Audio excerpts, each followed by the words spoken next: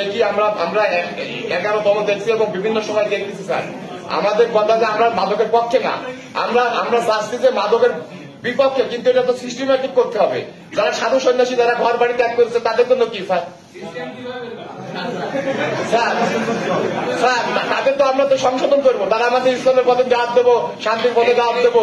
আপনার নাম কি? স্যার আমার নাম মুস্তাফিজুর রহমান। মুস্তাফিজুর রহমান। জি স্যার। আপনি মাদকের কথা বলতেছেন তো ডিস্ট্রিক্ট ম্যাজিস্ট্রেটের সামনে বসে? স্যার এটা তো আমাদের আলোচনা করবো স্যার। এটা না, এটা যে কত বড় ধৃষ্টতা, ঠিক আছে? আপনি বুঝতে পারছেন, আপনি কি অ্যাডভোকেট? জি স্যার।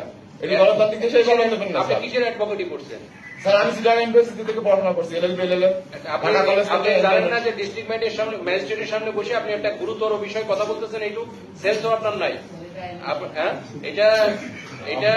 এটা এই উনারা যে পণ্ডিত আমাদের সাধুরা আছেন, উনারা বারবার বলেছেন এবং ইস্যু আছে যে মাদকের সাথে আমাদের লালন সাহেব যে জীবন আদর্শ, জীবন চরিত, তার সাথে কোনো বিন্দুমাত্র কোনো সম্পর্ক নেই। আপনি সেটার আবার সাফাই গাইতেছেন এখানে বসে বসে? না, আমি সাফাই না স্যার, আমার ব্যাখ্যাটা আপনি ভুল বুঝতেছেন হয়তো।